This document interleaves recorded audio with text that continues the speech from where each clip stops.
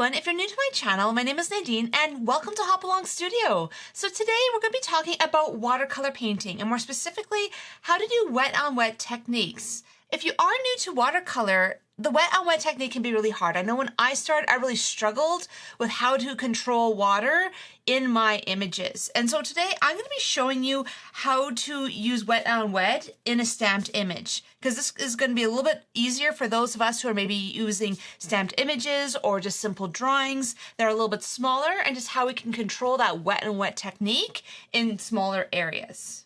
So let's first talk about materials we'll be using today. You can see the full material list below, but just a couple things. For this image that I'm using today, I use this Mindful Moodling stamp from Studio Light, and I just stamped it with archival ink. And the reason you want to use archival ink is that it's oil-based and it is waterproof, and that means you won't have any issues with it bleeding in with your watercolors.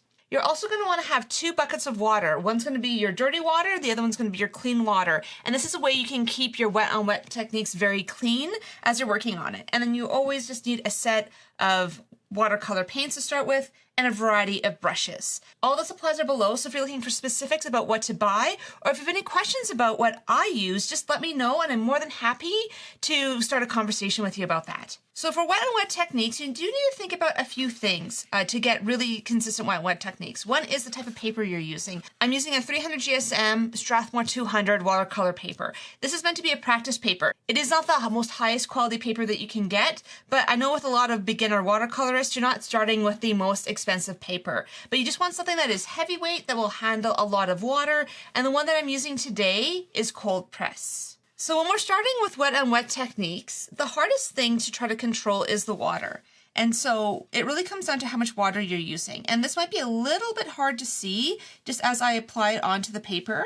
But when you're using wet on wet techniques, the idea is to go over an area with a lot of water. But there's a balance to it. It's hard to see here just because I'm working in like a smaller space and it is clear. But you want to have water on the surface, but you don't want it pooling. It shouldn't be a big flood or you're worrying about it getting out of that space. It just should be more evenly wet. And that's going to help you get a really consistent technique when you're adding watercolor paint. I did spray down my watercolors a little bit, but they're still a little bit dry right now. And so I'm going to drop in a little bit of color. And you can see that it is moving. And because I've pulled it onto my palette and mixed with a bit of water, it's a little bit lighter. If I pulled it directly from here, it's going to be quite a bit darker. So that is a way that you can control how much water you have on a page. And then if you do what I did, which was go outside the lines, just use a piece of paper to dab what you can. So you can see that as you add the paint, it is flowing and moving. I could have gone a little bit wetter to get more flow and movement, but with this one, because I'm working in a small space, I just want to try to have a little bit more control over how the color is being applied.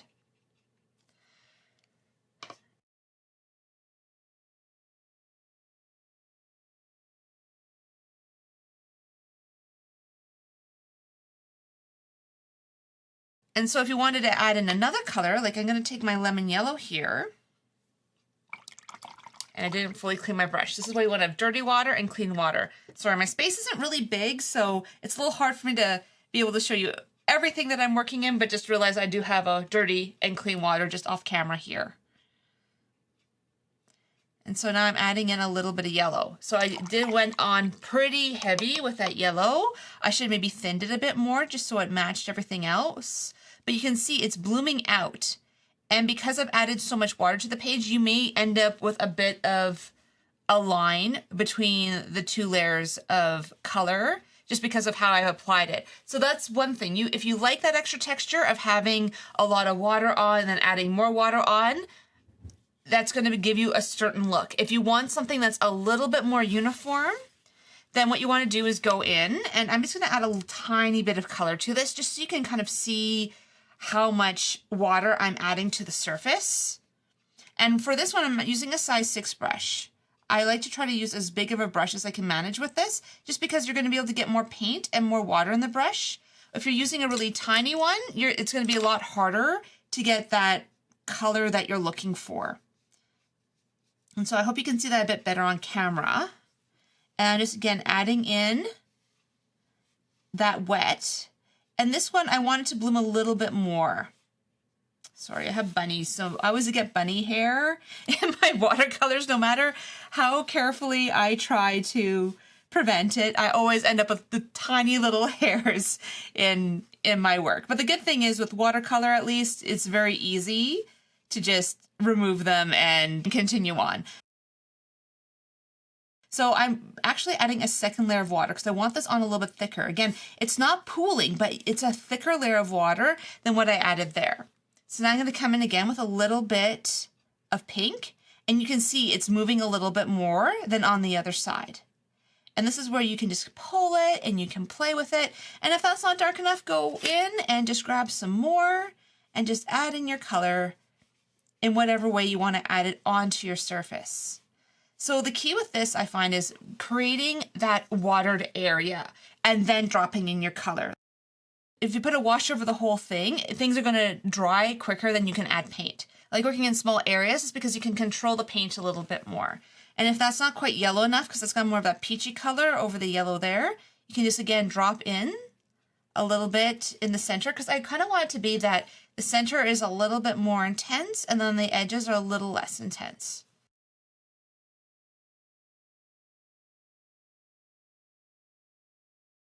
And then you can see that, like, on this side, because I added in more straight color from the palette, it's much lighter than this side. And then always remember that watercolors are going to dry a little bit lighter. So let's try another color combination. And depending on the area, you're going to want to work in smaller or larger areas. And you can also use the same technique on ones that don't necessarily have that pen and ink look to the edges. Like with this one, I use a stamp. I also love doing pen and ink as part of like my watercolor practice. But I also find that it's nice to sometimes just do the penciled images. And this same technique works in a lot of different ways. And what's great about Wet on Wet is it's a fun way to play around with color and figure out these different color combinations. So for this case, I'm mixing turquoise with the lemon yellow, and I'm getting a combination of that turquoise, a beautiful green, and that really nice yellow. So every time you want to bring in a new color, just make sure that you clean your brush, make sure you're starting with fresh water. It's going to give you a little bit better result. And for that case, I have it almost a little bit brighter than I want. So I'm just going to add in a little bit more paint with the water here and just continue to add it on. And so that's quite brilliant, but I'm okay with that. And at any point, if you feel like, oh, I've gone too far with a particular color, clean your brush. You have wet water on your brush, just pull a little bit of it off by dabbing onto a paper towel. Then grab it and dab it off, and grab it and dab it off. And so you can see there that now I've lightened this color in a really gentle way. It's not going to mess up with the mix that I've created. So let's say you want to add texture, you want to add blooms, or you want these areas that look a little less even, and you don't want a really soft blended watercolor like that. What you can do is, again, go with a little bit of the blue.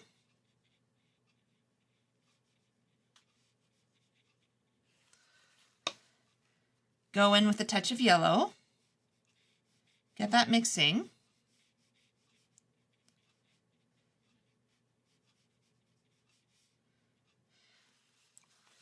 And then what you can do is actually go in with clean water, and you can just actually drop water in. So you can see it's moving and just now adding those spaces in your watercolor.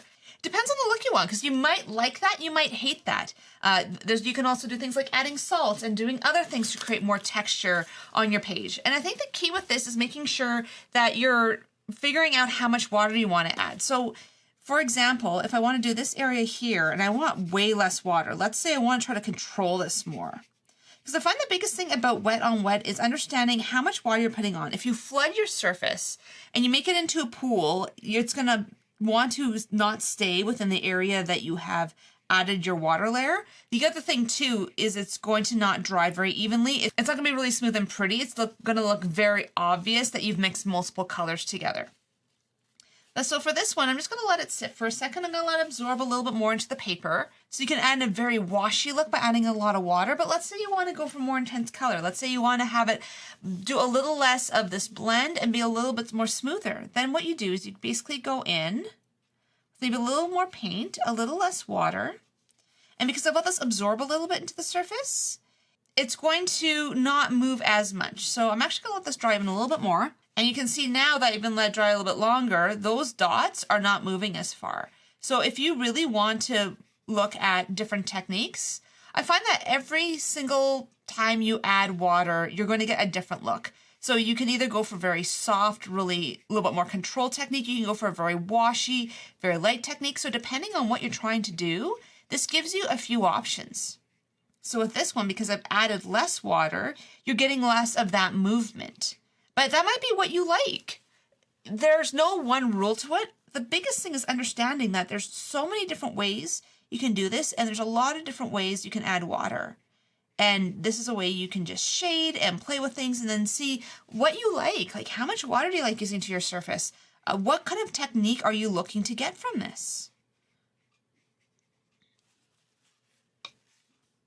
And so if you found what you've seen so far useful, if you could just like this video, that just really helps me and it lets more people see this video. So just thank you so much for your support. So that's basically wet and wet technique. But when you're looking at images like this that maybe have a lot of these little details, you don't necessarily want to do it all wet and wet. You could do it all wet and wet, but what I like doing is adding wet on wet with dry watercolor as well. And only the difference with dry watercolor is you're not adding that layer of water onto the surface and you're not worrying about these blooms and these blends. What you want to do is try to get something that's a little bit more consistent. So with this one, if you wanted a lighter paint, you need to mix your paint a little bit lighter onto your surface just to start with. And so for example, I want to have all of my lines here be a different color. And the key with this is you want to make sure that you are not next to an area that is still wet. If the area is still wet, the watercolor from here will seep into here. And the reason for that being is watercolor always moves to an area that has more water. So if I ended up adding color in this area here and I touch that edge, it's going to be hard to see because we are just working with pink and we're on pink. But I've had situations where, because this is wet, and if I added blue here and I touched this by accident, what you're going to run into is it's going to bleed into your next color. So it really comes down to understanding how your paint works and making sure that you're aware that you need to let areas dry before adding more color. And this is a really fun way of just playing around with values. You don't need to have the same level of intensity of color for every single line on this. So for example, with this one, I'm moving darker with every line in this direction. And I won't do those other lines until these ones are fully dry, just to make sure that I don't end up with color mixing together. But again, if you wanted the whole area one color, you can just basically just add in color on top. And then if you wanted to actually add in those lines, what you could do is come back over it when it's dry with another color. Just realize that if you are using a pink, you want to add in like maybe a blue or a yellow or a color that complements it so you don't get mud. For example, if you added red and green together, you're going to get brown. So this is a really great way of just understanding your watercolors, using wet on wet, and even just using these areas where you add in a dry color and you add in another color.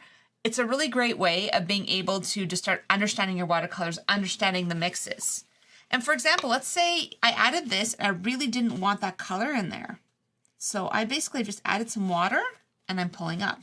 And I'm adding in water and I'm pulling up. And this is where you could actually even dab in there to pull up the color, and that lightens it. So if you find that you're like, oh, I don't really want that color anymore, you may not be able to remove it completely, but you can at least lift it a little bit. And this is where the type of paper that you use is going to affect this, because if you're using a lot of wet and you're using a lot of color, if you use a cheaper paper, it's going to start crumbling. A good quality watercolor paper will hold up with a lot of water. So I find this one, I can usually get away with a good 3 or 4 layers and washes and everything before I start running into it starting to not hold up its integrity. But that's why I'm using this as a practice paper. A lot of my better pieces that I do, I like using 300 Strathmore 300 or 400 paper, just because it can hold up a lot better. But for practice and for just adding this into my art journal, this is a really good option. So if you like what I've taught today and you want a little bit more one-on-one help, I am running a class for the next 4 weeks, starting on November 1st, on Tuesdays from 7 to 9 p.m. Mountain Standard Time for a few students who are interested in getting a little bit more one-on-one help. You can see the link below in the description that shows which Zoom classes I have going on right now and which ones that I am going to be having in future months. And that's just a way for me to be able to connect with you a little bit more personally and maybe give you a little bit more help in areas that maybe you're struggling. I purposely keep those classes really small, so there is a very limited amount of seats. But part of that is so that I can give everyone one-on-one attention and a way for me to be able to have a little bit more community here online. So I hope this has given you just a few ideas on how you can use wet and wet technique on a stamped image or really any image. Just make sure that you're using either archival ink or you're using a permanent pen. I do have a list below of some of the permanent pens that I recommend that are really helpful when I am doing my own drawing and sketches and I want to do some wet on top of it. So I hope that you've enjoyed this video. If you have, if you could like it, subscribe, and just hit that notification button so you don't miss out on any future videos. And if you'd like to know a little bit more about color mixing and how to do some very basic color mixing, click here. This is a video that I did a while back where I share some of my favorite watercolor mixing techniques. So I hope you have a really great week and you take some time for some self-care, and I will see you next time.